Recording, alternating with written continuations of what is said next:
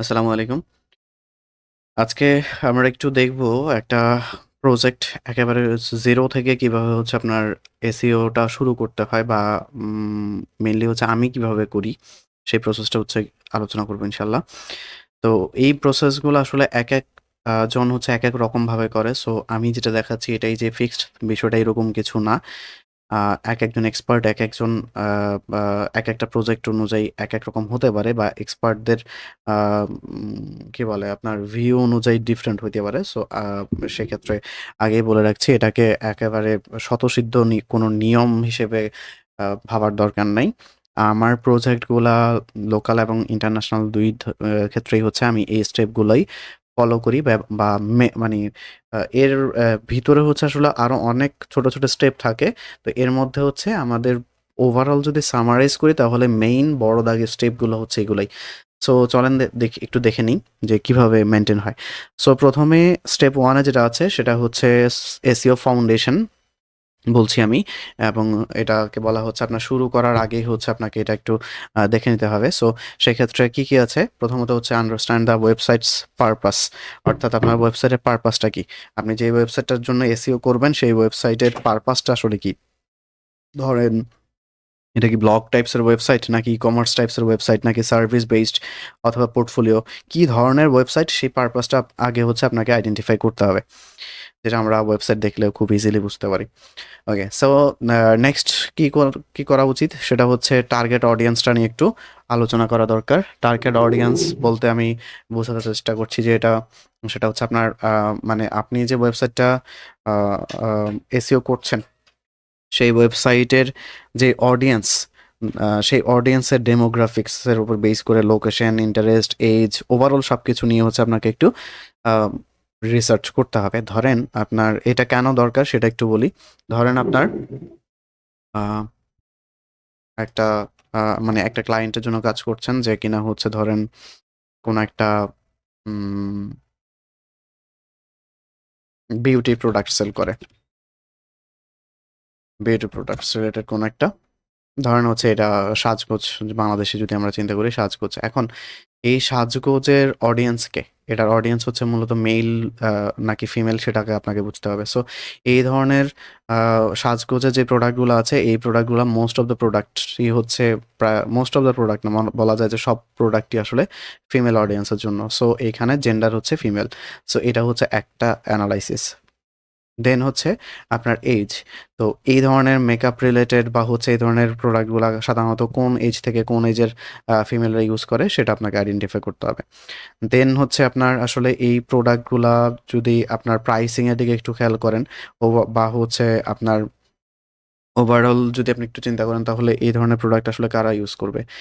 যারা হচ্ছে কি বলে আপনার অ্যাজ ইউজুয়াল ভাবে আ মানে আ লাইক হচ্ছে নিজেকে প্রেজেন্টেবল রাখতে চায় বা হচ্ছে এই ধরনের ইন্টারেস্ট যাদের আছে তাদেরকেই হচ্ছে আপনাকে টার্গেট করতে হবে। সো সেক্ষেত্রে আপনার এটা কেন আপনার দরকার হবে? কারণ হচ্ছে ধরেন আপনি যখন এসইও করে ওয়েবসাইটটাকে Google এ র‍্যাংক করাবেন বা যেকোনো সার্চ ইঞ্জিনে র‍্যাংক করাবেন। আমি আপাতত Google নিয়েই কথা বলছি। যেহেতু বাংলাদেশের মোস্ট অফ দ্যা পিপল হচ্ছে Google এই সার্চ করে। সো সেক্ষেত্রে একজন আ ১৮ বছরের ফিমেল যেই মেন্টালিটি থেকে বা যে সাইকোলজি থেকে হচ্ছে আপনার কোনো কিছু Google এ সার্চ করবে, obviously একজন ৬০ বছরের আ বৃদ্ধ মহিলা সেম সাইকোলজি নিয়ে হচ্ছে সার্চ করবে না। সো আপনার সার্চের যে ইনটেনশনটা সেটা বুঝতে হইলে আপনাকে এই এনালাইসিস গুলা করতে হবে। এখন প্রশ্ন হচ্ছে সার্চ ইনটেনশনটা কেন দরকার? সা সা মানে সার্চ ইনটেনশনটা আপনার বুঝা দরকার কেন? সার্চ ইনটেনশনটা যদি আপনি বুঝতে না পারেন তাহলে আপনি কিওয়ার্ড রিসার্চে গিয়ে খুব একটা সুবিধা করতে পারবেন না। কারণ আপনি যখন কিওয়ার্ড রিসার্চ করবেন তখন কিন্তু আপনাকে প্রাইমারি লেভেলে আপনাকে কিছু কিওয়ার্ড বা হচ্ছে র‍্যান্ডম কিছু সার্চিং কি বলে আ আ ওয়ার্ড হচ্ছে আপনাকে সার্চ করে দেখতে হবে। দেন ওইটার ইউজ করে বিভিন্ন টুলস বা বিভিন্ন অ্যানালাইটিক্যাল রিপোর্ট দিয়ে আপনি হচ্ছে পারফেক্ট একটা কিওয়ার্ড খুঁজে বের করবেন। কিন্তু শুরুটা কিন্তু আপনাকে একটা কি বলে আ মানে অর্গানিক একটা ওভারভিউ থেকেই হচ্ছে আপনাকে নিতে হবে। সো এইজন্য হচ্ছে আপনার ইউজারের, আপনার ওয়েবসাইটের বা আপনার প্রোডাক্টের কিংবা আপনার সার্ভিসের যে ইউজার হবে বা যে অডিয়েন্স তাদের মানে সাইকোলজিক্যাল ইনটেনশনটা আপনাকে বুঝতে হবে। দ্যাটস ওয়াই হচ্ছে আপনার এখানে এই ইয়েগুলা করে নেওয়া উচিত। ডেমোগ্রাফিক বা লোকেশন, ইন্টারেস্ট, ওভার এইজ, তারপরে হচ্ছে জেন্ডার, এগুলোর উপর বেস করে। তো ডেমোগ্রাফিটা যদি আপনি আরেকটু ডিটেলে বুঝতে চান তাহলে আমি কি বলে চ্যাট জিপিটিকে রিকমেন্ড করবো। এখানে গিয়ে আপনি ডিরেক্টলি লিখে সার্চ করেন, তাহলে আপনি বুঝতে পারবেন যে আসলে ডেমোগ্রাফিক ইন্টারেস্ট বা হচ্ছে ডেমোগ্রাফিক অ্যানালাইসিসটা আসলে কোন বিষয়গুলোর উপর বেস করে হয়। যেমন age, gender, location, income level, খুবই ইম্পর্ট্যান্ট একটা বিষয় ইনকাম লেভেলটা। তারপর হচ্ছে education level, employment status, interests and behaviour. তারপর হচ্ছে how to use this for, আচ্ছা এই টার্মসটা এটার ইনক্লুডেড না। ওকে, সো এই হচ্ছে মূলত ডেমোগ্রাফিক প্যারামিটারগুলো এখানে ইনক্লুডেড থাকে আর কি। দেন হচ্ছে ইনস্টল এসেনশিয়াল এসইও টুলস। আপনার এইটা আপনার বেসিক অ্যানালাইসিসটা শেষ হলে দেন হচ্ছে আপনি যে টুলসগুলো দিয়ে কাজ করবেন সেই টুলসগুলো আপনাকে ইমপ্লিমেন্ট করে ফেলতে হবে আপনার ওয়েবসাইটে। সো প্রথমে হচ্ছে গুগল সার্চ কনসোল। আপনার যদি কন্টেন্ট ম্যানেজমেন্ট সিস্টেম বা সিএমএস বেসড কোনো ওয়েবসাইট হয় সেক্ষেত্রেও আপনাকে করতে হবে। আপনার যদি কাস্টম কোডের ওয়েবসাইট হয় সেক্ষেত্রেও আপনাকে Google search console set up করতে হবে। সেকেন্ডলি আপনাকে যেটা সেট আপ করতে হবে সেটা হচ্ছে GA4 বা গুগল অ্যানালাইটিক্স 4। একই বিষয়, আপনার কাস্টম কোডের ওয়েবসাইট হোক কিংবা হচ্ছে আপনার কি বলে সিএমএস হোক, দুইটার ক্ষেত্রে আপনাকে এটা ইনস্টল করতে হবে। কেন ইনস্টল করতে হবে? গুগল সার্চ কনসোলটা যদি আমরা দেখি, আমরা ওভারঅল পারফরমেন্সটা হচ্ছে এখান থেকে ট্র্যাক করতে পারি। সো ধরেন আমার এইটা একটা প্রজেক্ট, এই প্রজেক্টে যদি আমরা ওভারঅল ব্যাপারটা একটু দেখার চেষ্টা করি, সো সেক্ষেত্রে কিন্তু আমাদের এই পারফরমেন্সটা এইভাবে হচ্ছে আমরা এখানে মেজার করতে পারি। পাশাপাশি আপনি যদি গুগল অ্যানালাইটিক্স নিয়ে চিন্তা করেন, গুগল অ্যানালাইটিক্সের ক্ষেত্রেও সেম। আপনি টোটাল ট্রাফিক অ্যানালাইজ করা এবং ট্রাফিকের বিহেভিয়ার বোঝার জন্য আপনার গুগল অ্যানালাইটিক্সের অ্যানালাইটিক্স রিপোর্ট ছাড়া বা ওখানকার অ্যানালাইটিক্যাল যেই ইয়েগুলা রিপোর্টগুলো ওইগুলো ছাড়া আপনি আসলে ট্র্যাক করতে পারবেন না। সো দ্যাটস ওয়াই হচ্ছে GA4টা আপনাকে সেট আপ করতে হবে।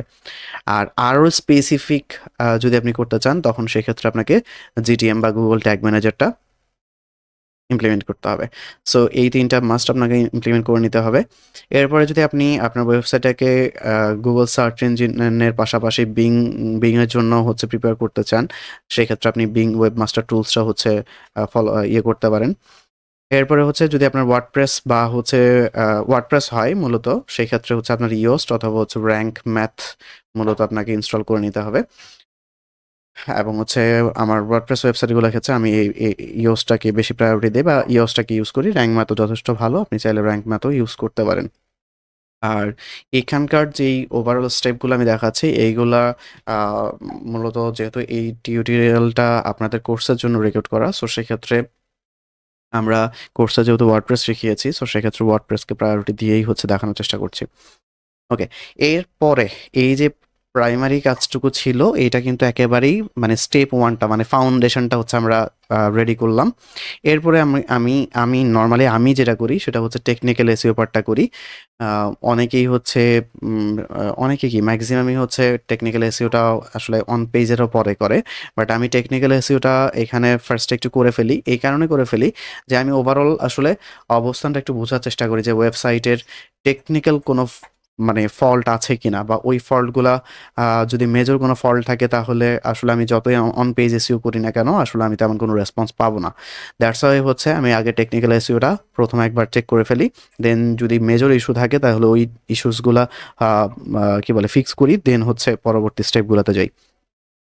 তবে এই ক্ষেত্রে একটা বিষয় বলে রাখি, যদি আপনার ওয়েবসাইটে এনাফ কন্টেন্ট থাকে বা এনাফ পেজেস থাকে তাহলে আপনি ফার্স্টে মানে এই ফাউন্ডেশনের পরে এই টেকনিক্যাল এসইওটা রান করতে পারেন এবং এটা আসলে আপনাকে ওভারঅল প্রজেক্ট মেইনটেন্যান্সে ভালো একটা অ্যাডভান্টেজ দিবে।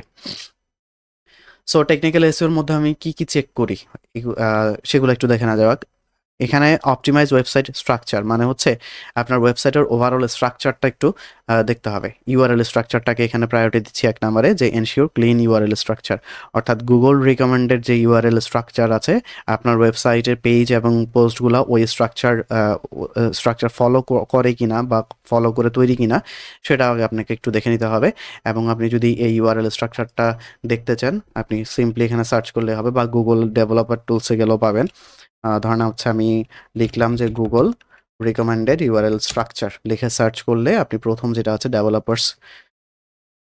google.com সেখানে গেলে আপনি কোন ইউআরএল স্ট্রাকচারটা আসলে রিকমেন্ডেড আর কোনগুলো হচ্ছে নট রিকমেন্ডেড এটা আপনি এখানে পেয়ে যাবেন, এবং চেষ্টা করবেন গুগলের যে এই রিকমেন্ডেশন অনুযায়ী আপনি আপনার ওয়েবসাইটের পেজগুলোকে বা পোস্টে যে ইউআরএলগুলো জেনারেট হয় সেই ইউআরএলগুলোকে ফরমেশন করতে।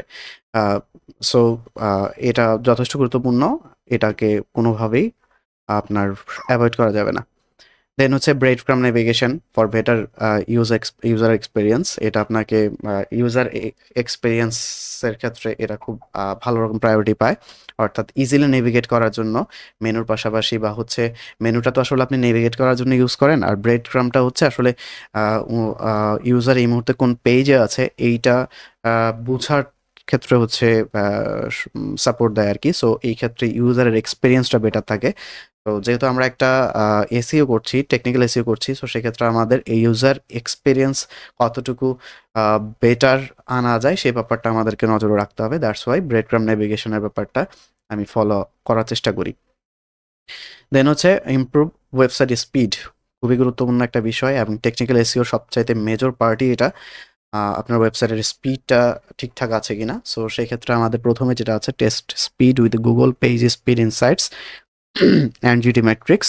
এছাড়াও আরও বেশ কিছু টুলস আছে যেগুলো দিয়ে আপনি খুব ইজিলি হচ্ছে আপনার ওয়েবসাইটের পেজ স্পিড, প্রত্যেকটা পেজের স্পিড কি বলে ওভারভিউটা দেখতে পাবেন। সো আপনার যেটা করতে হবে, আপনি পেজ স্পিড ইনসাইটস অথবা জিটি ম্যাট্রিক্স ইউজ করে দেখে নিতে পারেন যে আসলে আপনার ওয়েবসাইটের পেজগুলার স্পিড পারফেক্ট আছে কিনা, বা ফার্স্ট লোড হচ্ছে কিনা, না হলে সেক্ষেত্রে আপনাকে স্টেপ নিতে হবে।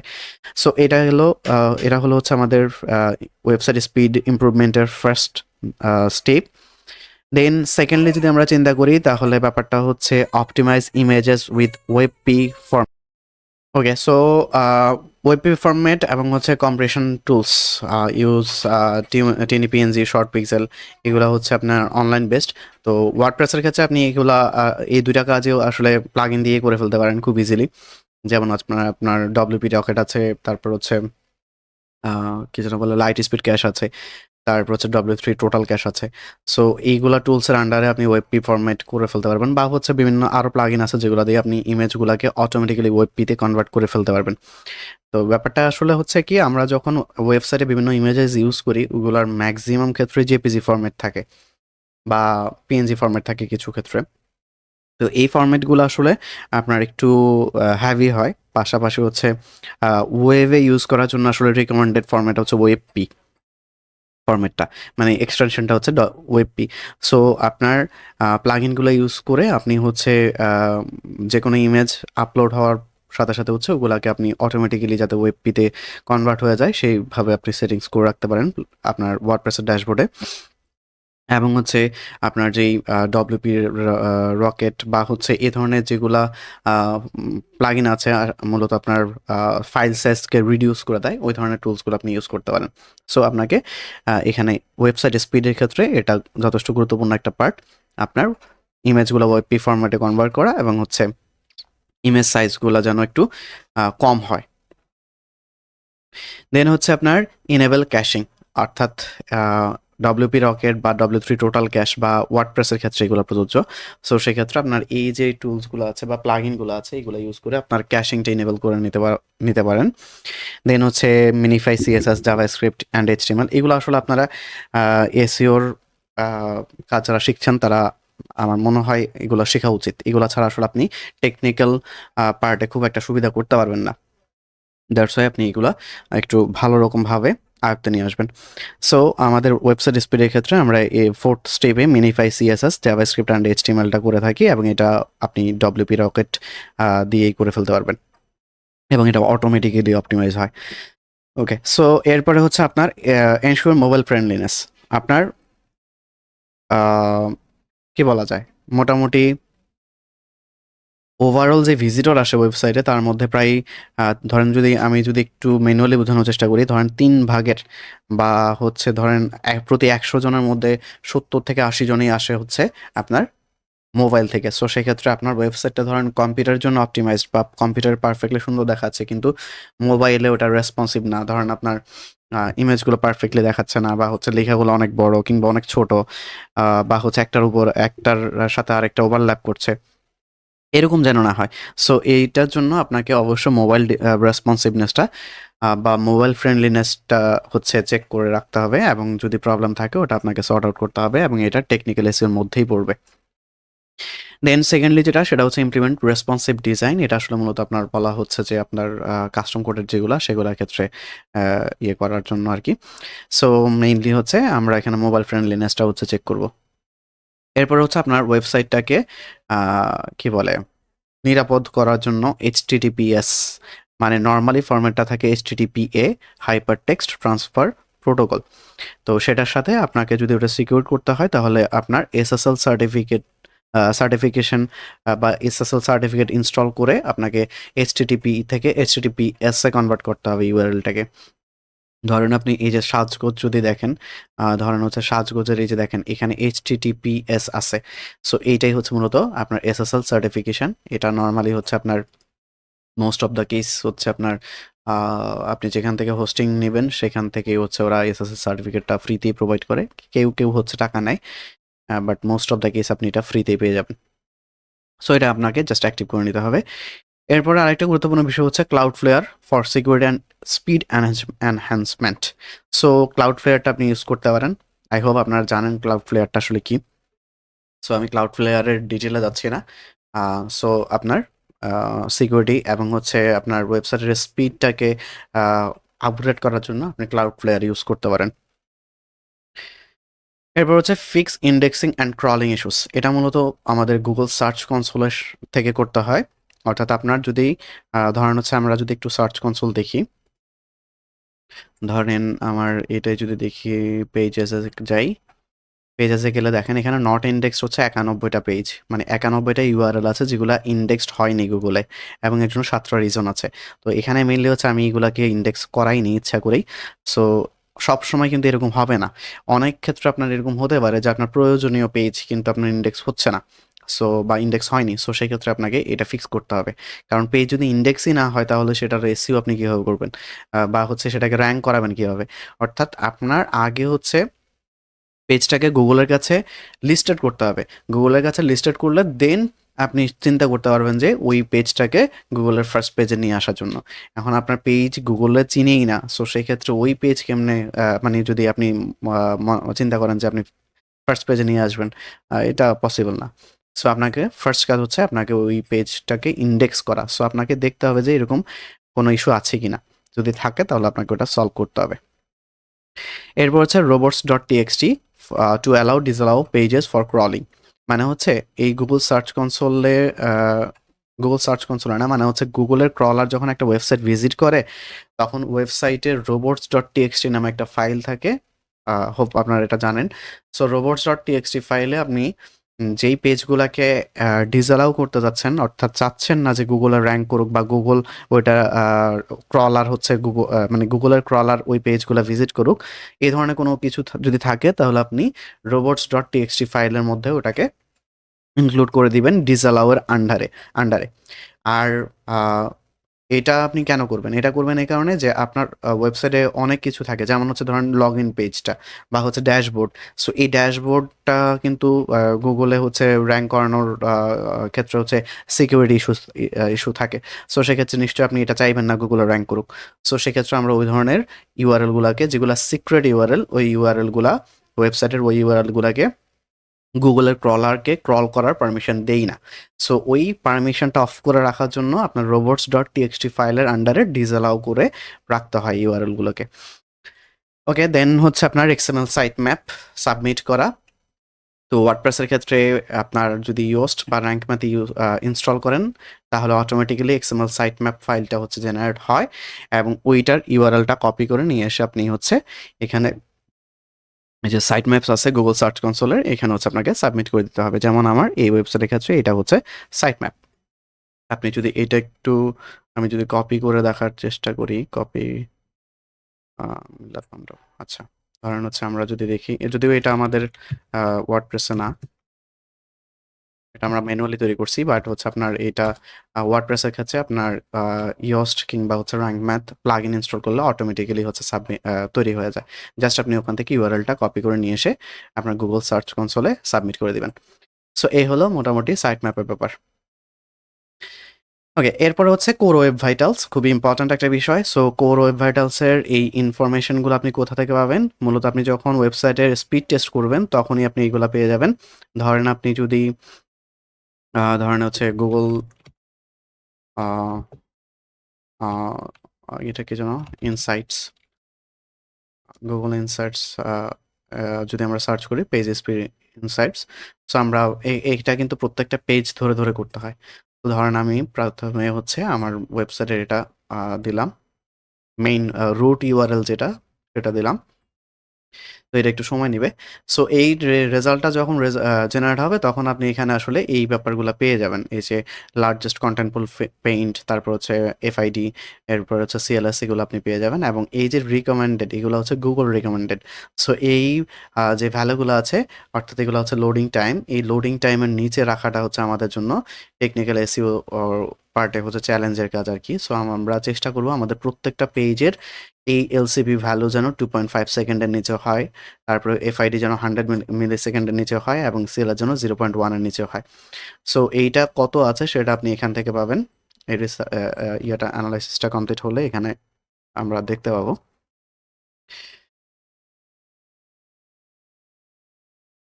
আচ্ছা, এটা হতে থাকুক। ওকে, সো এটা আপনার কিভাবে করতে হয় সেটা আশা করি আপনারা জানেন। বা আপনি যেহেতু টেকনিক্যাল এসইও পর্যন্ত নিয়ে ঘাটাঘাটি করছেন, সো সেক্ষেত্রে আপনার এগুলো অবশ্যই জানা থাকা উচিত। ওকে, সো দেখেন এটা হয়ে গেছে। এখানে পারফরম্যান্সের অবস্থা খুবই খারাপ। এটা হচ্ছে আজকে সন্ধ্যায় হচ্ছে আমি একটা আপডেট দিছি। ওটার পরেই অবস্থা খুবই বাজে। আ অ্যাক্সেসিবিলিটি ভালো আছে, বেস্ট প্র্যাকটিসেসও মোটামুটি ঠিক আছে, এসইও ঠিক আছে, কিন্তু আপনার পারফরম্যান্সের অবস্থা খুবই খারাপ। সো এবং দেখেন এটা লার্জেস্ট কন্টেন্টফুল পেইন্ট গিয়ে দাঁড়াইছে 29.4 এ। তো এটার রিকমেন্ডেড হচ্ছে আমাদের কত? 2.5 সেকেন্ড। সো আপনার এগুলা নিয়ে হচ্ছে কাজ করতে হবে। তারপরে এই যে আ এফসিপি, তারপর হচ্ছে আপনার এফসিপি আর হচ্ছে এলসিপি, এই ২ টা হচ্ছে খুবই মেজর একটা পার্ট। সো এই ২ টা আপনাকে অবশ্যই ফলো আপ এ রাখতে হবে। ওকে, সো এরপরে হচ্ছে আপনার এইগুলা হচ্ছে সবগুলো আসলে টেকনিক্যাল এসইওর পার্ট। এইগুলা আমরা হচ্ছে কমপ্লিট করব। তো এই টেকনিক্যাল পার্টটা কমপ্লিট করার পরে যে আপনার পার্মানেন্টলি টেকনিক্যাল এসইওর কাজ শেষ, ব্যাপারটা মোটেই তা না। এর পরের স্টেপগুলো কমপ্লিট করার পরে পুনরায় আমি হচ্ছে আবারও টেকনিক্যাল এসইও করি। এবং যেহেতু আমার ম্যাক্সিমাম ক্লায়েন্টগুলা মান্থলি বেসড ক্লায়েন্ট, সো সেক্ষেত্রে প্রাইমারি লেভেলে যখন এই কাজগুলা প্রত্যেকটা স্টেপ কমপ্লিট হয়, তারপরে প্রতি মাসে যেই কাজগুলা, মানে প্রতি মাসে আমার মূলত কাজই থাকে হচ্ছে যেগুলো আমি ঠিক করলাম বা যেগুলো আমরা কাজ করলাম, এগুলা ঠিকঠাক আছে কিনা, কিংবা আবার নতুন করে কোনো প্রবলেম, ইস্যু বা কিছু একটা জেনারেট হইছে কিনা। এবং এই ক্ষেত্রে টেকনিক্যাল ইস্যু যদি জেনারেট হয় তাহলে আমি পুনরায় হচ্ছে ওগুলা সলভ করি এবং ওইটা খুঁজে বের করি, মূলত এই প্রসেসগুলাকে পুনরায় রান করি। এবং সাধারণত আমি প্রত্যেক মাসেই একবার এটলিস্ট প্রত্যেকটা প্রজেক্টের টেকনিক্যাল এসইওর এই পার্টগুলা হচ্ছে রিক্যাপ করি যে আসলে কোনো ইস্যু আছে কিনা। সো এই গেল মোটামুটি আমাদের টেকনিক্যাল পার্ট। এইটুকুর পরে হচ্ছে ফাইনালি হচ্ছে আমি এবার কিওয়ার্ড রিসার্চের কাজটা শুরু করি। এর আগ পর্যন্ত কিন্তু আমি কিওয়ার্ড রিসার্চের কাজও করিনি। এবং কেন করিনি? কারণ হচ্ছে আমরা টেকনিক্যাল পার্টটাকে প্রায়োরিটি দিচ্ছি। যেহেতু ওগুলা টেকনিক্যাল ইস্যুস, সো টেকনিক্যাল ইস্যুসগুলো সলভ করে ফেললে দেন হচ্ছে আমি যখন কিওয়ার্ড রিসার্চ বা এই প্রসেসগুলো নিয়ে কাজ করব, এবং এগুলা কিন্তু কন্টিনিউয়াস ইমপ্লিমেন্টেশন প্রসেস। সো সেক্ষেত্রে আমার কন্টিনিউয়াসলি ইমপ্লিমেন্ট করতে থাকবো এবং কন্টিনিউয়াস ডেভেলপমেন্টটা চলতে থাকবে বা হবে। আর যদি আপনার টেকনিক্যালি ফল্ট থেকে যায় বা থাকে, সেক্ষেত্রে আপনি এইগুলা কাজ করলেও উল্লেখযোগ্য তেমন একটা আ চেঞ্জেস বা আ কি বলে আপডেট হচ্ছে পাবেন না, বা না পাওয়ার সম্ভাবনাটাই বেশি থাকে। সো সেক্ষেত্রে আমি একটু মিসগাইডেড হওয়ার সুযোগ থাকে যে আসলে এটা কি আমার এখানকার প্রসেসগুলোর জন্য হচ্ছে, নাকি টেকনিক্যাল রিলেটেড কোনো ইস্যু আছে। সো আমি যদি এটা না করি, টেকনিক্যাল ইস্যুটা স মানে টেকনিক্যাল এনালাইসিসটা না করে যদি সরাসরি এখানে আসি, তখন হচ্ছে আমার একটা মিসগাইড হওয়ার একটা পসিবিলিটিস থাকে। দ্যাটস ওয়াই হচ্ছে আমি টেকনিক্যালটা ১ম একবার করে ফেলি। ওকে, সো আমাদের টেকনিক্যালটা করা শেষ এবং আমরা জানি এখন যে আমাদের এই প্রজেক্টে আপাতত কোনো টেকনিক্যাল ইস্যুস আর নাই।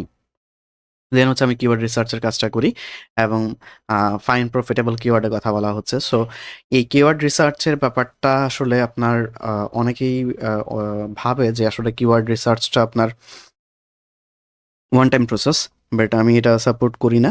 আমার মনে হয় যে একটা ক্লায়েন্টের জন্য যখন আপনি মান্থলি বেসড কাজ করবেন তখন আপনাকে প্রতিনিয়তই ওই ক্লায়েন্টের জন্য বা ওই ক্লায়েন্টের বিজনেস সার্ভিস বা হচ্ছে প্রোডাক্টের জন্য নতুন পসিবল কিওয়ার্ডগুলা খুঁজে বের করতে হবে। মানে হচ্ছে আপনার কন্টিনিউয়াস প্রসেস হিসেবে এটা রাখতে হবে। আপনার প্রফিটেবল কিওয়ার্ডগুলো খুঁজে বের করতে হবে। আর আরেকটা বিষয় হচ্ছে ধরেন আপনি এখন একটা কিওয়ার্ড ফিক্স করলেন। এন্ড হতেই পারে যে ওই কিওয়ার্ডটার কোনো কারণে হচ্ছে ওভারঅল মানে সময়ের সাথে, সাথে হচ্ছে ওইটা ব্যাকডেটেড হয়ে গেল। সো সেই ক্ষেত্রে কিন্তু আপনি যদি ওয়ান টাইম কিওয়ার্ড অ্যানালাইসিস কি বলে প্রসেসের মধ্যে থাকেন তাহলে আসলে আপনার ওই সাইটের জন্য বা হচ্ছে আপনার ওই প্রোডাক্ট বা সার্ভিসের জন্য আসলে আপনার ভিজিটর লস করার একটা পসিবিলিটি থেকেই যায়। সো এজন্য সাধারণত আমি কিওয়ার্ড রিসার্চটাকে একটা কন্টিনিউয়াস প্রসেস হিসেবে রাখি। ওভারঅল আসলে এসইওর পুরো মানে ব্যাপারটাই হচ্ছে একটা কন্টিনিউয়াস প্রসেস। সো আমার প্রাইমারি লেভেলে কিওয়ার্ড রিসার্চের ক্ষেত্রে আমরা যেটাকে প্রায়োরিটি দেই সেটা হচ্ছে লং টেল কিওয়ার্ডটাকে আমি প্রায়োরিটি দেই এবং এটা এসিএমরাশ বলেন বা হচ্ছে এইচআরএস বলেন কিংবা হচ্ছে গুগল সার্চ সেন্ট্রাল বলেন সবার ক্ষেত্রেই আসলে মানে রিকমেন্ডেশন হচ্ছে লং টেল কিওয়ার্ডটাকে বেশি প্রায়োরিটি দেয়। কারণ হচ্ছে শর্ট টেল কিওয়ার্ডটা আসলে আপনার প্রথমত কম্পিটিশন অনেক হাই থাকে। কম্পিটিশনের চাইতে বড় একটা বিষয় হচ্ছে কি আপনার ওইখানে শর্ট টেল কিওয়ার্ডের ক্ষেত্রে হচ্ছে আসলে কি বলে কন মানে কনভার্ট হওয়ার চান্সেস কম থাকে।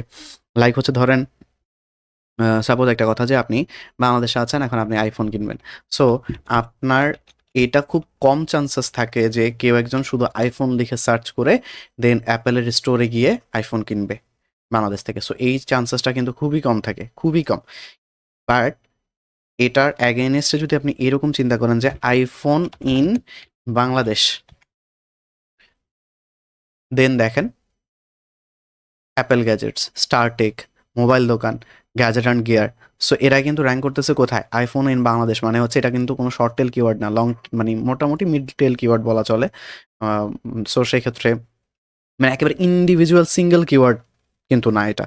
সো সিঙ্গেল কিওয়ার্ডগুলো আসলে আপনার ব্র্যান্ডের জন্য হচ্ছে পারফেক্ট, মানে অলরেডি যারা ব্র্যান্ডেড তাদের ক্ষেত্রে এটা কী বলে মেজারেবল। বাট ওভারঅল যদি আপনি মানে হাই ভ্যালু কি বলে ফর্ম করে এরকম ব্র্যান্ড ছাড়া যদি আপনি চিন্তা করেন তাহলে সেক্ষেত্রে আসলে আপনাকে লং টেল কিওয়ার্ডে যাওয়াটাই আপনার বেস্ট চয়েস। দ্যাটস ওয়াই হচ্ছে আমি এক্ষেত্রে লং টেল কিওয়ার্ডটাকেই প্রায়োরিটি দেই বেশি ক্ষেত্রেই।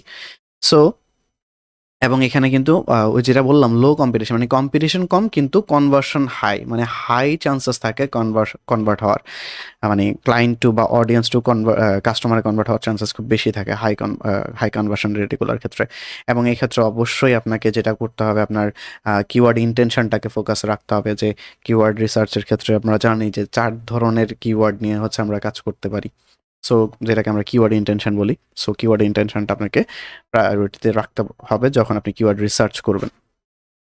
এরপরে হচ্ছে এলএসআই কিওয়ার্ডস। এলএসআই কিওয়ার্ড টার্মসটা আশা করি আপনারা জানেন। সো সেই ক্ষেত্রে আমাদের এলএসআই কিওয়ার্ডগুলো হচ্ছে মূলত আচ্ছা আমি যদি একটু দেখায় দেওয়ার চেষ্টা করি, ধরেন আমি যদি এলএসআই কিওয়ার্ড লিখে এখানে সার্চ করি, ব্যাকলিঙ্ক আর্টিকেলটাতে আমরা যাব বা সেম রাশাও যাইতে পারি। এখানে ব্রেন্ডিনের একটা আর্টিকেল, এটা হচ্ছে নিচে দেখেন না এখানে না, আমি যদি আরেকটু নিচে যাই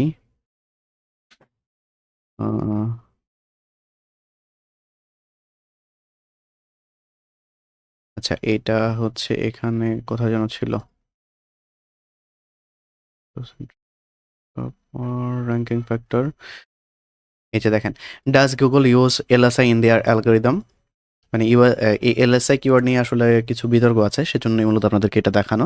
সো এলএসআইটা কি জানেন আপনারা, তারপর আমি বলে দিই latent semantic indexing. So Google does not use LSI keywords in their ranking algorithms, meaning they are not a ranking factor. মানে এটা মূলত র্যাঙ্কিং ফ্যাক্টর না, কিন্তু তার মানে কিন্তু এই না যে আপনার এলএসআই কি বলে ভ্যালুলেস। আমরা যদি সেম রাশের ক্ষেত্রে যাই, দেখেন এখানেও কিন্তু বলা হচ্ছে why LSI keywords don't matter. LSI keywords don't matter because Google has stated explicitly that it does not use latent semantic indexing to rank search result। অর্থাৎ গুগলে যে সার্চ অ্যালগোরিদম আছে, সরি সার্চ অ্যালগোরিদম না, ranking algorithm আছে, সেই ranking অ্যালগোরিদমে আসলে LSI কিওয়ার্ডকে বা LSI টার্মসটাকে ও ওই কি বলে র্যাঙ্কিং ফ্যাক্টর মধ্যে রাখে নাই বা মানে এখন নাই। সো সেই ক্ষেত্রে হচ্ছে এলএসআইটাকে আমরা একটু অ্যাভয়েড করি। কিন্তু রিয়েলিটি যেটা আমার বেশ কিছু প্রোজেক্টের ক্ষেত্রে আমি যেটা দেখছি সেটা হচ্ছে এলএসআই কিওয়ার্ডগুলোর জন্য আসলে আপনার যেহেতু হচ্ছে আপনার এই কিওয়ার্ডগুলা কি বলে প্রাইমারি কিওয়ার্ডের সাথে বা প্রাইমারি কিওয়ার্ড থেকে মানে পাশাপাশি হচ্ছে ওভারঅল কন্টেন্ট থেকে কিওয়ার্ডটা পিক হচ্ছে, দ্যাটস ওয়াই হচ্ছে এটা আপনার ওই কন্টেন্টটাকে ভালো রকম একটা বুস্ট দিচ্ছে, মানে হচ্ছে একটা কি বলে অ্যাডভান্টেজ দেয়। এবং রিসেন্টলি একটা প্রজেক্টে আমি এটা মানে যেটা রিয়েলাইজ করি যে আসলে এলএসআই কিওয়ার্ডটা আপনার কন্টেন্টটাকে র্যাঙ্কিং করার ক্ষেত্রে কিছু ক্ষেত্রে মোটামুটি ভালো রকম একটা অ্যাডভান্টেজ দেয়। সো এ হলো মূলত এলএসআই। সো আপনার এলএসআই নিয়ে যদি কনফিউশন থাকে, সো আপনার এই যে আর্টিকেলগুলো আছে সেম রাশের, তারপরে হচ্ছে আপনার আর অন্যান্য যেগুলো আছে ব্যাকলিঙ্ক, ওদের আর্টিকেলগুলো আপনি একটু দেখতে পারেন। Then use keyword research tools, মানে হচ্ছে এইগুলা হচ্ছে আমি পারপাসটা হচ্ছে সেট করলাম। এবার হচ্ছে আমি মূলত হচ্ছে কিওয়ার্ড রিসার্চ করি। কিওয়ার্ড প্ল্যানার একটা ফ্রি ভার্সন আছে, সো এখান থেকে মোটামুটি কিছু অ্যানালাইসিস আমি করি। দেন উবার সাজেস্টে যাই। উবার সাজেস্ট আমি খুব একটা ইয়ে করি না, আমি মেইনলি হচ্ছে এই গুগল কিওয়ার্ড প্ল্যানার থেকে বেসিক একটা আইডিয়া নিয়ে দেন হচ্ছে এসিএম রাস থেকে হচ্ছে মেইনলি আমি বাকি কাজটুকু করি। তবে এই ক্ষেত্রে একটা বিষয় বলে রাখি যে এই টুলসগুলোর ক্ষেত্রে কিন্তু আসলে যে ইনফরমেশনগুলো আপনি পাবেন এগুলা 100% অ্যাকুরেট না। সো এগুলা হচ্ছে আপনি যখন করবেন কিওয়ার্ড রিসার্চ করবেন তখন আমার সাজেশন হচ্ছে আপনি এই টুলসগুলা যতটুকু প্রায়োরিটি দিবেন তার চাইতে একটু বেশি প্রায়োরিটি দেওয়ার চেষ্টা করবেন অলরেডি সিমিলার বিজনেসের জন্য বা সিমিলার সার্ভিসের জন্য বা সিমিলার প্রোডাক্টের জন্য আপনার ওয়েবসাইটের যে কম্পিটিটররা র্যাঙ্ক করে আছে স্পেসিফিক লোকেশনে বা যেখানে আপনিও র্যাঙ্ক করাইতে যাচ্ছেন আপনার সার্ভিসটাকে। সো ওই কম্পিটিটরদের কিওয়ার্ডগুলাকে আপনি একটু কি বলে স্ক্যানিং করার চেষ্টা করবেন, মানে হচ্ছে স্পাই করার চেষ্টা মানে স্পাইগিরি করার চেষ্টা করবেন। ওদের কিওয়ার্ডগুলো হচ্ছে একটু দেখার চেষ্টা করবেন, তাহলে হবে কি আপনি ওভারঅল একটা পারফেক্ট কিওয়ার্ড রিসার্চ আপনি কমপ্লিট করতে পারবেন। দ্যাটস ওয়াই আমি খুব হাইলি রিকমেন্ড করি যে আপনি এগুলা থেকে বেসিক ফাউন্ডেশন বা হচ্ছে একটা স্ট্রাকচার দাঁড় করাবেন, তবে ফাইনালাইজ করার আগে অবশ্যই আপনি কম্পিটিটরদের কিওয়ার্ডের সাথে একটু কম্প্যারিজন করে সেগুলোর সাথে কম্পেয়ার করে দেন হচ্ছে আপনি ফাইনাল করবেন, তার আগে না। সো এই গেল মোটামুটি কিওয়ার্ডের সেকেন্ড স্টেপ। দেন থার্ড স্টেপে এসে ওই যে choose the right keywords, low competition, high search volume. আপনি এক্ষেত্রে হাই সার্চ ভলিউম যে আপনি সবসময় প্রায়োরিটি দিতে হবে তা কিন্তু না, এটা আমি সংক্ষেপে লেখার জন্য হচ্ছে এটা ইউজ করছি, বাট আমি ইন ডিটেলে এখন যদি একটু বলি সেটা হচ্ছে আপনার অনেক ক্ষেত্রে আপনার সার্ভিসটা ধরেন হচ্ছে এমন একটা সার্ভিস যে সার্ভিসটা আসলে আপনার খুব বেশি মানুষের প্রয়োজন হয় না, কিন্তু যার কারণে হচ্ছে গুগলে খুব বেশি সার্চও হয়তো হবে না, তার মানে আলটিমেটলি ওটার সার্চ ভলিউমও খুব বেশি হবে না, এটাই স্বাভাবিক। কিন্তু তার মানে কিন্তু এই না যে ওই কাজটা হচ্ছে না বা ওই কাজের জন্য হচ্ছে আপনার গুগলের মাধ্যমে ওয়েবসাইট ভিজিট করার মাধ্যমে হায়ার্ড হচ্ছে না, এরকম কিন্তু না। সো আপনার এটা আসলে মানে সার্চ ভলিউম কত থেকে কত হইলে আপনি কিওয়ার্ড হিসেবে পিক করবেন না করবেন এটা আসলে কোনো নির্দিষ্ট রুলস মেনে আপনি করবেন না। আপনি দেখবেন আপনার সার্ভিসটা কেমন, সেটার ওভারঅল সার্চ কেমন হইতে পারে। যেমন ধরেন আপনার ঢাকা শহরে হচ্ছে কি বলে ধরেন হচ্ছে আপনার ধরেন যদি আমি আচ্ছা সহজ একটা এক্সাম্পল দিয়ে বুঝাই। ধরেন আপনার যে বাড়িতে আপনি থাকেন সেই বাড়িতে হচ্ছে আপনার হঠাৎ করে পানির পাম্প নষ্ট হয়ে গেছে। তার মানে পুরো বিল্ডিংয়ের পানি কিন্তু সাপ্লাই হচ্ছে ওই পাম্পের মাধ্যমে। এখন ওই পাম্পটা যদি নষ্ট হয়ে গেছে এটা তো ঠিক করাইতে হবে, রিপেয়ার করাইতে হবে। এখন এটা কিন্তু মানুষজন যেভাবে হচ্ছে ধরেন টি-শার্ট লিখে সার্চ করে গুগলে, ওই রকম করে মানুষ সার্চ করবে না। শুধুমাত্র ধরেন যারা বাড়িওয়ালা বা হচ্ছে বাড়ির মেইনটেন্যান্সে কানেক্টেড, তাদের মধ্য থেকে সবার বাড়ির পাম্প তো একসাথে একই মাসে নষ্ট হয়ে যাবে এরকম কিন্তু না। তার মানে আল্টিমেটলি আপনার টি-শার্টের সার্চ ভলিউম আর ওই পাম্প রিপেয়ারিং এর সার্চ ভলিউম অবভিয়াসলি মানে কি বিশাল একটা পার্থক্য থাকবে। সো এই ব্যাপারগুলো হচ্ছে আপনাকে একটু বুঝতে হবে, মানে আপনি অ্যানালাইজ করতে হবে, আপনার কি বলে জেনারেল নলেজকে কাজে লাগাইতে হবে। সো এই সার্চ ভলিউমের ক্ষেত্রে কোনো 100 থেকে 1000, 1000 থেকে 2000 এই যে এগুলা আসলে আপনি ইয়ে করবেন না, মেজার করবেন না। আপনি মেজার করবেন হচ্ছে আপনার আসলে কি পরিমাণ সার্চ হইতে পারে অ্যাজ ইউজুয়াল। সো ওইটার উপরে বেস করে আপনি নিজের মতো করে একটু কি বলে আইডেন্টিফাই করার চেষ্টা করবেন যে কত হইলে এই সার্ভিসের ক্ষেত্রে সার্চ ভলিউম কত হইলে আমার ওই কিওয়ার্ডটা পিক করা উচিত। সো এই হলো সার্চ ভলিউমের ব্যাপারটা। ওকে, এরপর হচ্ছে কিওয়ার্ড ডিফিকাল্টিস, যেটাকে আমরা কেডি বলি। তো এই কেডি নিয়ে একটা বিষয় আছে। ধরেন হচ্ছে আমরা জানি যে হাই কেডি যেগুলো হয়, কিওয়ার্ড ডিফিকাল্টি যদি অনেক বেশি হয় তাহলে ওই ধরনের কিওয়ার্ড সাধারণত হচ্ছে র্যাঙ্ক করানোটা খুব টাফ।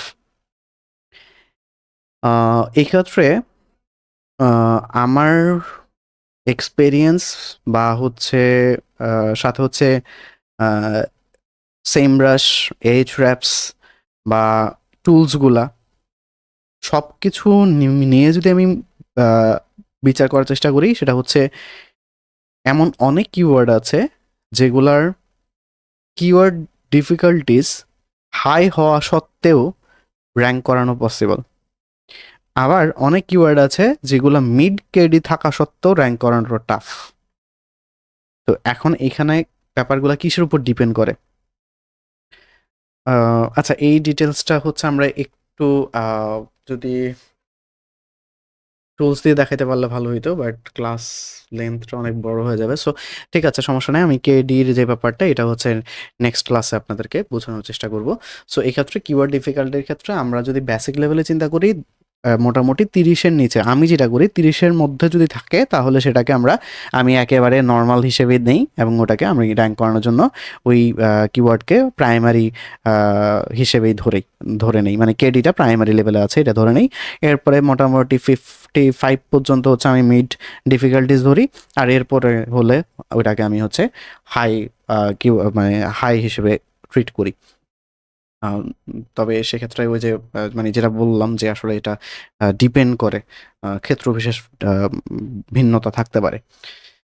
ওকে, সো এরপরে হচ্ছে অ্যানালাইজ কম্পিটিটর কিওয়ার্ডস, ওই যেটা একটু আগে বললাম যে আপনার কম্পিটিটরদের কিওয়ার্ড অ্যানালাইজ করা। এটা করার আগে কোনোভাবেই আপনি কিওয়ার্ড ফাইনাল করবেন না। আই রিপিট ওয়ান্স অ্যাগেন, আপনি উপরের সব প্রসেস কমপ্লিট করার পরেও আপনি ফাইনালি কম্পিটিটরের কিওয়ার্ড অ্যানালাইজ করা ছাড়া আপনি কোনোভাবে কিওয়ার্ড লিস্ট বা কিওয়ার্ড ফিক্সড করবেন না। এই হলো আমাদের মোটামুটি কিওয়ার্ডের ব্যাপারটা। এইটুকু যাওয়ার পরে এরপরে হচ্ছে আবার কম্পিটিটর অ্যানালাইসিস আসছে। তো এই কম্পিটিটর অ্যানালাইসিস নিয়ে একটু কনফিউশন হইতে পারে আপনাদের, যে আমরা তো এখানে অলরেডি কম্পিটিটর কিওয়ার্ডসের মানে কি বলে কম্পিটিটরদের কিওয়ার্ডস নিয়ে কাজ করে আসছে। সো এখানে এটা পুরো একটা স্টেপের মধ্যে কেন আবার দেখাইলাম? সো এটা কিন্তু ডিফারেন্ট। এটা হচ্ছে আপনার কিওয়ার্ডের জন্য, আর এটা হচ্ছে ওভারঅল আপনার কন্টেন্ট থেকে শুরু করে যাবতীয় যা কিছু আছে সব কিছুর জন্য আপনার কম্পিটিটরকে অ্যানালাইসিস করা। সো আমরা যদি একটু ইন ডিটেল দেখার চেষ্টা করি, সো আইডেন্টিফাই কম্পিটিটরস বলতে আমরা কি বোঝাচ্ছি? এখানের স্টেপগুলো কি? Search your target keywords on Google and note the top ranking websites. মানে আপনার যে টার্গেট কিওয়ার্ডটা আপনি সেট করলেন এই রিসার্চের পরে, সেটা লিখে আপনি গুগলে লোকেশন বেসড সার্চ করেন। যে লোকেশনের জন্য আপনিও র্যাঙ্ক করতে যাচ্ছেন সেই লোকেশন বেসড আপনি সার্চ করেন।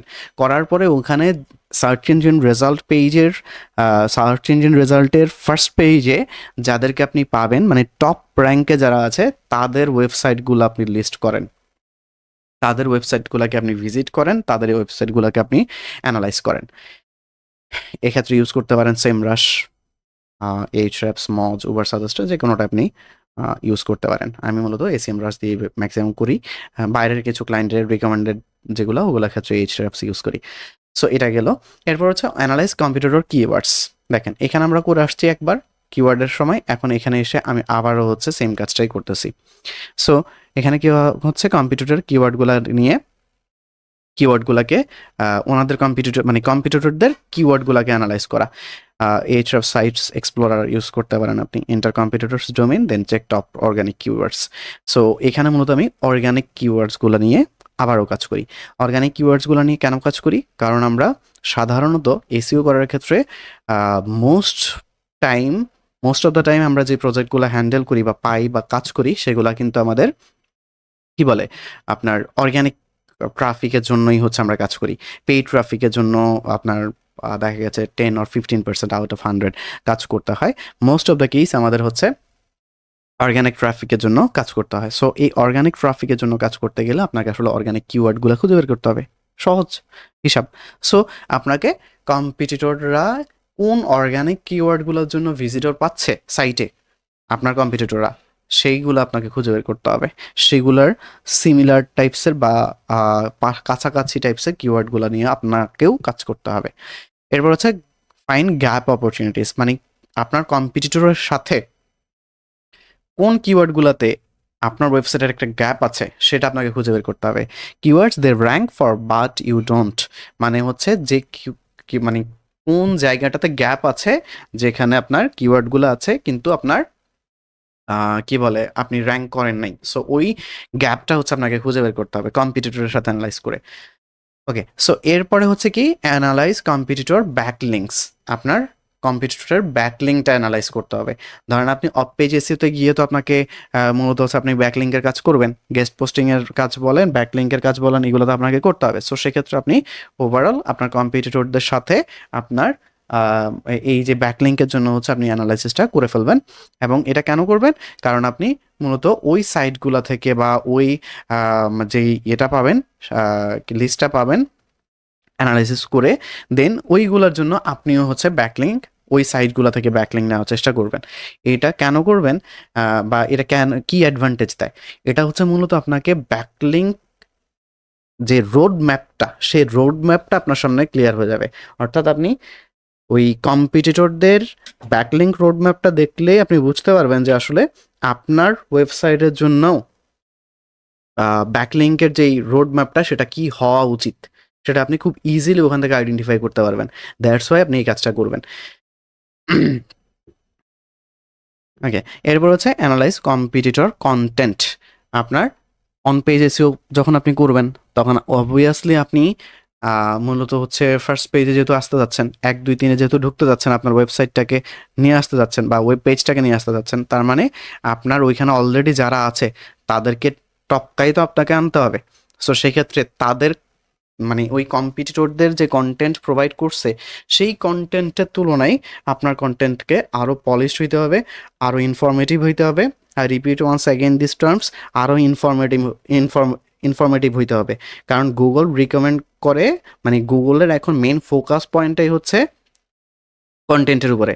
সো আপনার কন্টেন্ট যত বেশি ইনফরমেটিভ হবে, গুগলের ইউজারদেরকে যত ভালো ইনফরমেশন প্রোভাইড করতে পারবে, আপনার ওই ওয়েব পেজের বা ওই কন্টেন্টার বা ওই ব্লগের বা ওই পোস্টের র্যাঙ্ক করার চান্সেস তত বেশি থাকবে। দ্যাটস ওয়াই আপনাকে এটা মাস্ট মাথায় রাখতে হবে। আর এটা যদি করতে হয় তাহলে আপনাকে অবশ্যই কম্পিটিটর যারা আছে তাদের কন্টেন্ট নিয়ে আপনাকে আইডিয়া জেনারেট করতে হবে। উইদাউট কম্পিটিটর কন্টেন্টস আইডিয়া আপনি আসলে মানে বুঝতে পারবেন না প্রাইমারি লেভেলে যে আপনার কোন কোন জায়গাতে ইমপ্রুভ করা দরকার, মানে কম্পিটিটরদের কোন কোন জায়গায় ল্যাগিংস আছে সেই জায়গাগুলো খুঁজে বের করে সেই জায়গাগুলোতেই হচ্ছে আপনি মূলত কন্টেন্টগুলোকে, আপনার কন্টেন্টটাকে হচ্ছে কি বলে মানে পলিশ করবেন বা হচ্ছে রিফর্ম করবেন, বা যেভাবে করলে হচ্ছে আপনার কম্পিটিটরের কন্টেন্টের চাইতে বেস্ট ফরমেশন হবে সেভাবে আপনাকে কাজটা করতে হবে। দ্যাটস ওয়াই আপনাকে কম্পিটিটরদের কন্টেন্টটাকে অ্যানালাইজ করতে হবে। পরের স্টেপে মূলত আমি ওটাই বলছি যে create better more in depth content to outrank them, মানে হচ্ছে এদেরকে কম্পিটিটরদেরকে আউটর্যাঙ্ক করাই আপনার পেজটাকে র্যাঙ্কে ঢুকানোর জন্য হচ্ছে আপনাকে এই কাজটা করতে হবে। সো এইটা গেল। এরপরে হচ্ছে আমি আসি হচ্ছে step 5 A on page SEO. Already আমি এখানে কম্পিউটার অ্যানালাইসিসের মাধ্যমে কনটেন্টের ব্যাপারগুলা সম্পর্কে আইডিয়া পেয়ে গেছি। দেন এবার হচ্ছে আমি আমার কনটেন্টকে অপটিমাইজ করার জন্য মানে হচ্ছে অন পেজ এসইওর যে কাজটা সেই কাজটা আমি এখন করতে পারি। এবং এক্ষেত্রে আপনাকে অপটিমাইজ ইন্ডিভিজুয়াল পেজেস মানে ওয়েবসাইটের প্রত্যেকটা পেজ ধরে হচ্ছে আপনাকে কনটেন্ট অপটিমাইজ করতে হবে। সো ফার্স্ট স্টেপে কি আছে? Optimize the title and meta description. Obviously আপনার এটা প্রথম কাজ। আপনার টাইটেল মানে ওয়েব পেজ যেটা সেটার টাইটেলটাকে আপনি অপটিমাইজ করবেন এবং মেটা ডেসক্রিপশন আপনি অপটিমাইজ করবেন। এই ক্ষেত্রে হচ্ছে গুগলের রিকমেন্ডেশন অনুযায়ী 50 to 60 ক্যারেক্টার্স হচ্ছে টাইটেলের জন্য, মেটার জন্য হচ্ছে 150 to 160, এগুলো আপনারা জানেন। সো এইগুলা হচ্ছে আপনি অপটিমাইজ করবেন এবং অবশ্যই আপনার মেইন কিওয়ার্ডটা যেন টাইটেলের মধ্যে থাকে সেই ব্যাপারটা আপনাকে এনশিওর করতে হবে। মেইন কিওয়ার্ড বলতে আমি প্রাইমারি কিওয়ার্ডটাকে বুঝাচ্ছি, সেকেন্ডারিকে না। সেকেন্ডারিকে আপনি টুকটাক কিছুটা মেটাতে ইনক্লুড করতে পারেন, প্রাইমারিকে ইনক্লুড করে দেন সুযোগ থাকলে আপনি মেটাতে সেকেন্ডারিটাকেও টুকটাক একটা দুটা ইনক্লুড করতে পারেন। বাকিটা হচ্ছে আপনি হেডার 2 বা হচ্ছে হেডার 3, তারপর হচ্ছে প্যারাগ্রাফ ট্যাগ মানে কন্টেন্ট বডির ভিতরে পুশ করবেন। তবে আপনার অবশ্যই মেইন বা প্রাইমারি কিওয়ার্ডকে টাইটেল এবং মেটা দুইটাতেই পুশ করতে হবে। ওকে, সো এরপর হচ্ছে অপটিমাইজ ইউআরএল স্ট্রাকচার, যেটা আমি টেকনিক্যাল এসওর ক্ষেত্রে বলে আসছি। সো এটাকে আপনি ওইখান থেকে অপটিমাইজ করবেন, স্ট্রাকচারটা ফলো করবেন, রিকমেন্ডেড মানে গুগল রিকমেন্ডেড স্ট্রাকচারটা ফলো করবেন। এবং এই ক্ষেত্রে যেটা করবেন আপনি অবশ্যই কিওয়ার্ডটাকে প্রাইমারি কিওয়ার্ড যেটা সেটাকে ইউআরএল এর মধ্যে পুশ করার চেষ্টা করবেন। আর এখানে বলা হচ্ছে কি keep it short and keyword rich. So আপনার মানে ইউআরএলটা যেন খুব বিশাল বড় না হয় সে ব্যাপারটা একটু খেয়াল রাখার চেষ্টা করবেন। তবে মেইন ফোকাস পয়েন্ট থাকবে হচ্ছে আপনার প্রাইমারি কিওয়ার্ডটাকে ইউআরএল এ পুশ করা বা প্লেস করানো। এরপর হচ্ছে ইউজ প্রপার হেডিংস মানে H1, H2 এবং H3 এই তিনটাকে হচ্ছে সবচেয়ে বেশি প্রায়োরিটি আপনাকে দিতে হবে। এর মধ্যে H1টা হচ্ছে মেইন টাইটেল এবং এই মেইন টাইটেলটা প্রত্যেক পেজে সর্বোচ্চ একটা H1 থাকবে। কোনো পেজেই আপনি একটার বেশি H1 রাখবেন না। H2 থেকে H6 পর্যন্ত আপনি প্রয়োজন অনুযায়ী ইউজ করতে পারেন। তবে এক্ষেত্রেও H2 এবং H3 কম্পারেটিভলি বেশি প্রায়োরিটি পাবে। ওকে, এরপরে হচ্ছে আপনার আবার আচ্ছা এখানে আরেকটা ব্যাপার বলে রাখি সেটা হচ্ছে আপনার এখানে আপনি শুধু H2 সমানে ইউজ করে যাবেন, এটা হবে না। এটা এভয়েড করবেন। একটা সামঞ্জস্যতা রাখার চেষ্টা করবেন। H1 তো একটাই থাকবে, ওটা ফিক্সড প্রত্যেক পেজের জন্য একটা। আর H2 এবং H3 এগুলা মোটামুটি অন এভারেজ সামঞ্জস্যতা রেখে ইউজ করার চেষ্টা করবেন। এরপরে H4, 5, 6 এগুলো আপনি ব্যালেন্স করে ইউজ করবেন। এরপরে হচ্ছে add internal and external links. খুবই গুরুত্বপূর্ণ একটা বিষয়। আপনার প্রত্যেকটা পেজের ভিতরে যদি আপনি মানে পারেন ইন্টারনাল কিছু লিঙ্ক অ্যাড করা সেটা করবেন। যেমন হচ্ছে link related blog posts pages মানে আপনার একটা পোস্টের পেজে বা একটা পোস্টের সাইডে অ্যাসাইড বারে হচ্ছে আপনার আরও পোস্টগুলাকে শো করানো, অথবা হচ্ছে একটা ব্লগ পোস্ট লিখছেন, ব্লগের ডিটেলে কোনো একটা জায়গাতে কোনো একটা ওয়ার্ডকে সিলেক্ট করে সেটাকে আপনি সেটার সাথে একটা লিঙ্ক জুড়ে দিলেন আপনার ওয়েবসাইটেরই কোনো একটা অ্যানাদার পেজের কিংবা অ্যানাদার একটা পোস্টের ইউআরএল হচ্ছে আপনি জুড়ে দিলেন। সো এটা হচ্ছে আপনাকে করতে হবে। এটা হচ্ছে ইন্টারনাল লিঙ্কিং। আর এক্সটার্নাল লিঙ্কিং কি? আপনার ওয়েবসাইট থেকে সরাসরি ডিফারেন্ট কোনো একটা ওয়েবসাইট, অবশ্যই এটা হাই অথরিটি ওয়েবসাইটকে করার চেষ্টা করবেন। সো সেক্ষেত্রে আপনার ওয়েবসাইট থেকে অ্যানাদার একটা ওয়েবসাইটে যেই লিঙ্কটা পাস করা হয় সেটাকে আমরা বলি এক্সটার্নাল লিঙ্কিং। সো এই লিঙ্কিংটা আপনি করার চেষ্টা করবেন। এরপর হচ্ছে ইমেজ অপটিমাইজেশন। সো এইটা যদি আমরা টেকনিক্যাল পার্টে অলরেডি করে আসছি, সো এটা এখন আর প্রয়োজন হবে না। তারপরেও এখানে লেখার পিছনের রিজন হচ্ছে এটা যেহেতু ইম্পর্ট্যান্ট একটা বিষয়, সো সেই ক্ষেত্রে কোনোভাবে যেন আমাদের এটা মিস না হয় সে ব্যাপারটা আপনাকে মেনটেন করতে হবে। এরপরে এই যে ব্যাপারটা অল্টারনেটিভ টেক্সট বা অল্ট টেক্সট, এটা আপনাকে অবশ্যই ইউজ করার চেষ্টা করবেন। প্রত্যেকটা ইমেজেরই যেন অল্টারনেটিভ টেক্সট থাকে। অর্থাৎ আপনি ওয়েবসাইটে যেই ইমেজগুলো ইউজ করতেছেন সেই ইমেজগুলার অল্টারনেটিভ টেক্সট আপনাকে ইউজ করতে হবে। অল্টারনেটিভ টেক্সট কি? ধরেন কোনো কারণে আপনার ইমেজটা যদি লোড না হয়, হইতে পারে ইউআরএল ব্রোকেন হইতে পারে, অথবা আপনার যে ইউজার সেই ইউজার যখন আপনার ওয়েবসাইট ভিজিট করতেছে তখন তার ইন্টারনেট স্পিড স্লো হইতে পারে, অথবা আপনার ওয়েবসাইটের স্পিড কি বলে লোডিং স্পিড বা মানে লোডিং স্পিড কম বা হচ্ছে লোডিং টাইম বেশি হতে পারে।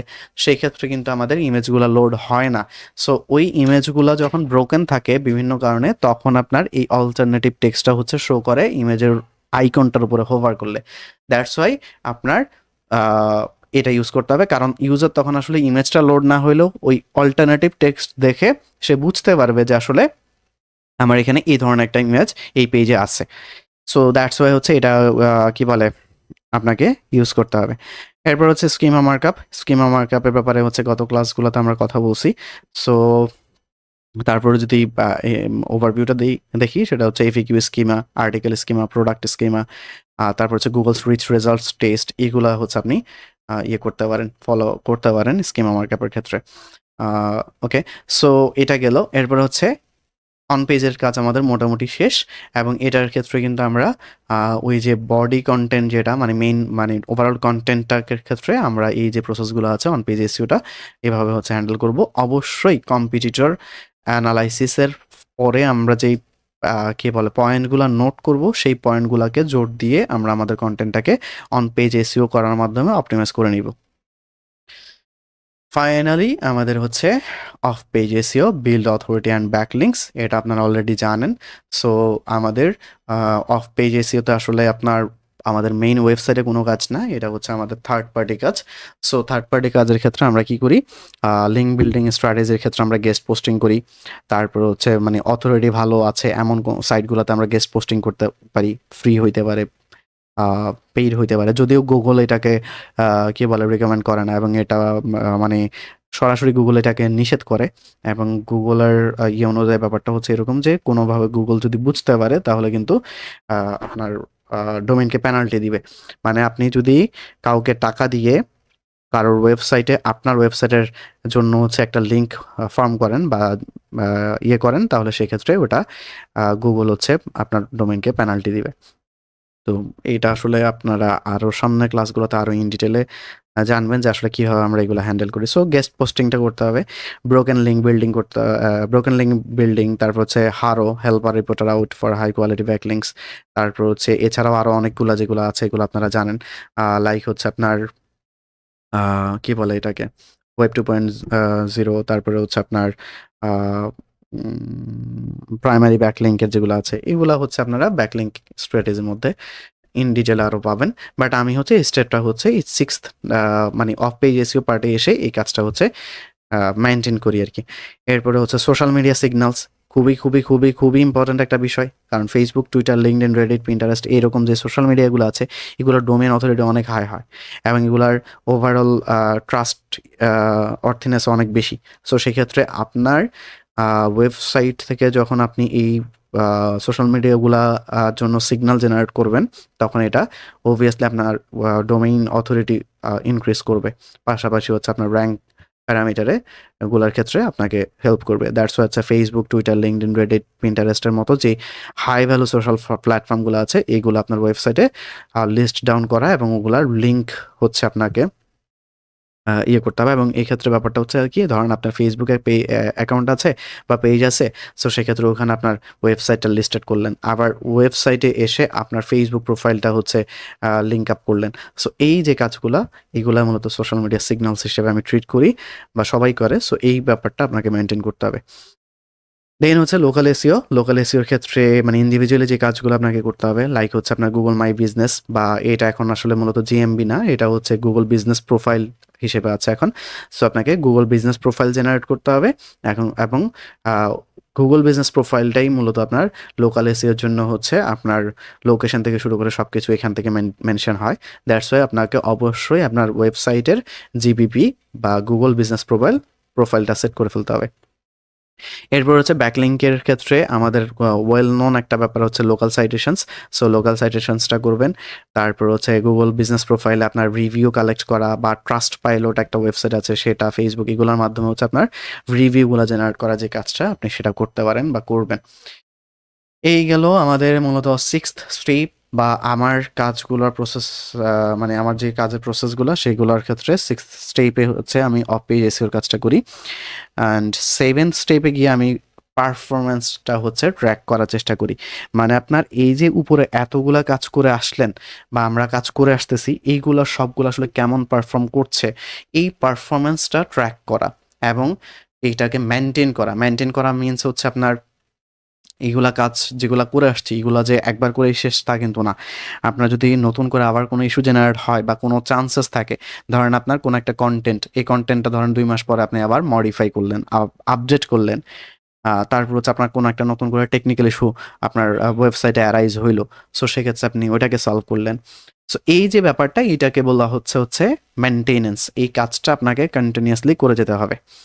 আর এটা আপনি কেমনে বুঝতে পারবেন? সেটা হচ্ছে আপনার পারফরম্যান্স ট্র্যাক করতে হবে। পারফরম্যান্স ট্র্যাক করার প্রসেস কি?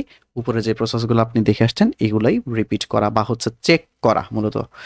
সো এই হলো আমাদের মূলত 7th স্টেপে এসে হচ্ছে আমি এই প্রসেসগুলো, কাজগুলো হচ্ছে কন্টিনিউ করি। যদি দেখেন ট্র্যাক কিওয়ার্ড র‍্যাঙ্কিংস মানে হচ্ছে আপনার কিওয়ার্ডের জন্য যে আপনি মানে যেই কিওয়ার্ডটা আপনি র‍্যাঙ্ক করানোর জন্য কাজ করলেন, সেটা আসলে র‍্যাঙ্কে আসছে কিনা বা র‍্যাঙ্কে আসলে সেটা আছে কিনা, র‍্যাঙ্ক থেকে ফল করলো কিনা। কারণ আপনি যখন র‍্যাঙ্কের জন্য কাজ করছেন, তখন যে আপনার কম্পিটিটর আবার নতুন করে কাজ করবে না, তা কিন্তু না। ধরেন আপনি কিন্তু অলরেডি ফার্স্ট পজিশনে কোনো একজন একটা ওয়েবসাইট ছিল, সেটাকে সরিয়ে আপনি জায়গা দখল করছেন। সেম ভাবে যাকে সরাইছেন সেও কিন্তু আবার আপনাকে সরায় জায়গা দখল করতে চাইবে, বা অন্য কেউ এসে আবার আপনাকে সরানোর চেষ্টা করবে। সো এগুলা কন্টিনিউয়াস প্রসেস। দ্যাটস ওয়াই আপনাকে ট্র্যাক করতে হবে যে আপনার কিওয়ার্ডটা র‍্যাঙ্কে আছে কিনা। ওকে। তারপর হচ্ছে মনিটর ওয়েবসাইট অ্যানালাইটিক্স মানে GA4 থেকে আপনি দেখবেন আসলে কেমন ট্রাফিক আসতেছে, ট্রাফিকের ইউজার দের মানে ট্রাফিকগুলার বিহেভিয়ার কেমন। বিহেভিয়ার বলতে এখানে আমি যেটা মিন করছি সেটা হচ্ছে ওরা আপনার কোন পেজে বেশি সময় দিচ্ছে বা পেজে কতক্ষণ থাকতেছে না থাকতেছে, এগুলোর উপর বেস করে হচ্ছে আপনাকে ওদের ওভারঅল ফুটপ্রিন্টটা হচ্ছে দেখতে হবে। এবং ওই ফুটপ্রিন্টের উপর বেস করে আপনাকে বিভিন্ন সময় এসইওর ক্ষেত্রে বিভিন্ন ধরনের স্টেপ নিতে হবে। এবং আরেকটা বিষয় হচ্ছে ট্রাফিক সোর্স, কোন জায়গা থেকে আপনার ট্রাফিকগুলো বেশি আসতেছে সেই ব্যাপারটাও আপনাকে অ্যানালাইজ করতে হবে। এবং সেই ক্ষেত্রে যেখান থেকে বা যে পেজে বা যেইভাবে হচ্ছে আপনার ট্রাফিক বেশি জেনারেট হচ্ছে, সেই জায়গাগুলোতে আপনাকে আরও জোর দিতে হবে, যাতে করে আপনি আরও ভালো ট্রাফিক পান। এরপর হচ্ছে fix SEO issues regularly, check search console errors, old content for freshness মানে হচ্ছে কন্টেন্টগুলোকে আপডেট করা। তারপর হচ্ছে খুবই ইম্পর্ট্যান্ট একটা বিষয়, remove toxic backlinks using Google disavow tool. আপনি যে অফ পেজ এসইও পার্টে আপনি ব্যাকলিং করলেন, ব্যাকলিং করার সময় আপনি খেয়াল রাখবেন। তারপরেও আপনার বেশ কিছু ক্ষেত্রে হয় বা কমন একটা ইস্যু এটা, যে হচ্ছে আপনার কিছু ব্যাকলিংক হচ্ছে টক্সিক, মানে হচ্ছে এগুলো আপনার ওয়েবসাইটের জন্য ভালো না, বা খারাপ ব্যাকলিংক বলা চলে। সো ওই ব্যাকলিংকগুলোকে আপনাকে রিমুভ করে দিতে হবে। আপনার ওয়েবসাইটের জন্য ওই ব্যাকলিংকগুলোকে রিমুভ করতে হবে, যেটা আপনি গুগল ডিসঅ্যাভাউ টুল এর মাধ্যমে হচ্ছে করতে পারেন। এবং এই টক্সিক ব্যাকলিংকগুলা মূলত আপনার ডোমেইন অথরিটি কমিয়ে দিবে বা হচ্ছে আপনার ডোমেইন অথরিটিকে হ্যাম্পার করবে। সো ডোমেইন অথরিটি যদি হ্যাম্পার্ড হয়, স্বাভাবিকভাবেই আপনার তখন র‍্যাঙ্ক থেকে ফল করবে। আপনার যতই অন পেজ ভালো থাকুক, যাই থাকুক না কেন, আপনার ডোমেইন অথরিটি যদি কোনো কারণে কি বলে কমতে থাকে বা হচ্ছে হয়, হ্যাম্পার্ড হয়, তাহলে সেক্ষেত্রে আপনার র‍্যাঙ্কিংও হ্যাম্পার হবে। সো দ্যাটস ওয়াই ওই ডোমেইন অথরিটি মানে ডোমেইন অথরিটির ইস্যুটা হয় মূলত হচ্ছে টক্সিক ব্যাকলিংকের কারণে। দ্যাটস ওয়াই আপনার কন্টিনিউয়াসলি এগুলো চেকিংয়ে রাখতে হবে। যেই ব্যাকলিংকগুলো আপনার কাছে মনে হবে যে ঝামেলাপূর্ণ সেগুলাকে বা টক্সিক, সেগুলো হচ্ছে আপনি ডিসঅ্যাভাউ টুল মানে গুগল ডিসঅ্যাভাউ টুলের মাধ্যমে হচ্ছে ওগুলাকে ডিসঅ্যাভাউ করতে হবে বা রিমুভ করতে হবে। এখন এই টক্সিক ব্যাকলিংকস আপনি কিভাবে বুঝবেন? আপনার SEMrush, Ahrefs বা বিভিন্ন ফ্রি টুলস সবগুলা থেকেই আপনি আসলে এইটা এনালাইজ করতে পারবেন। সো আপনার ওখানে গিয়ে জাস্ট হচ্ছে আপনার এটাকে বলা হচ্ছে আপনার ব্যাকলিংক অ্যানালাইসিস। ব্যাকলিংক অ্যানালাইসিস থেকে আপনি খুঁজে বের করতে পারবেন যে আসলে কোনগুলা টক্সিক আপনার ওয়েবসাইটের জন্য। সো এই হলো বিষয়। দেন ফাইনালি কিছু টিপস, তেমন কিছু টিপস না, খুবই ছোটখাটো কিছু টিপস, বাট খুবই ইফেক্টিভ এবং must needed. Stay updated with Google algorithm changes. এই যে আমি যা কিছু বলছি, এগুলা সবগুলার ক্ষেত্রেই যে এগুলা ফিক্সড তা কিন্তু না। গুগল যখনই আপনার অ্যালগরিদম আপডেট করে, তখন ওই আপডেটেড অ্যালগরিদমের রিকমেন্ডেশন অনুযায়ী আপনাকে কাজগুলো কন্টিনিউ করতে হবে, যেটা আপনি গুগল সার্চ সেন্ট্রাল থেকে পাবেন, বা হচ্ছে আপনি এখানে গেলেই পাবেন। গুগল সার্চ সেন্ট্রাল লিখে সার্চ করলে এই যে developers.google.com এখানে গেলে আপনি এখান থেকে ওদের সমস্ত এই যে হোয়াটস নিউ থেকে অল আপডেটস সমস্ত কিছু হচ্ছে আপনি এখানে পেয়ে যাবেন এবং যাবতীয় যা কিছু আমি এতক্ষণ ডিসকাস করলাম সবগুলার ইন ডিটেল আপনি এখানে পাবেন। সো আপনার এই গুগল সার্চ সেন্ট্রালের সাথে হচ্ছে আপনাকে আপ টু ডেট থাকতে হবে এবং ওই আপডেটগুলা গুগলের আপডেট যেগুলো আসবে সেগুলো অনুযায়ী হচ্ছে আপনাকে আপনার ওয়েবসাইটকে টেকনিক্যালি অন পেজ এবং হচ্ছে অফ পেজ ওভারঅল স্ট্রাকচারালি সব দিক থেকে আপ টু ডেট রাখতে হবে।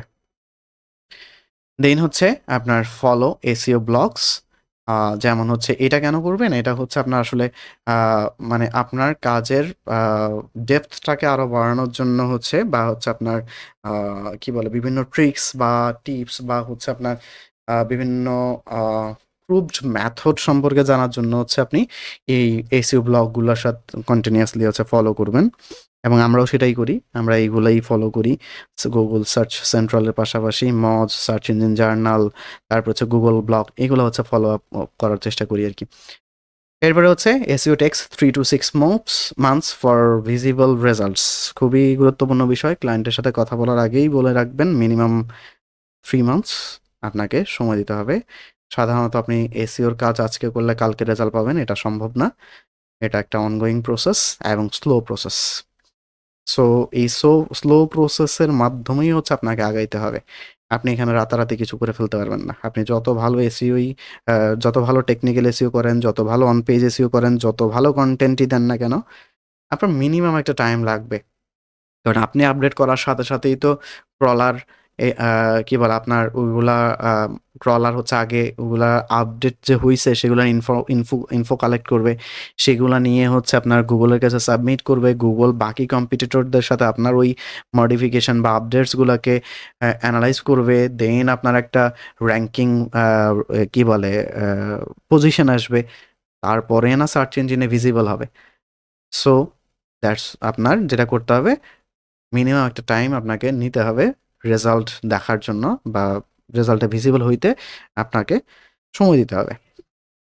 এই হলো মোটামুটি আমার একটা প্রজেক্ট যেই মেজর স্টেপগুলো আমি মেনটেন করি সেগুলার টোটাল একটা ওভারভিউ। আশা করি ভিডিওটা আপনার জন্য যথেষ্ট হেল্পফুল হবে।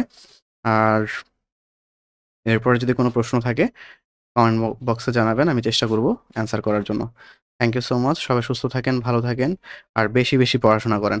আই মিন কাজের জন্য পড়াশোনা করেন। আসসালামু আলাইকুম।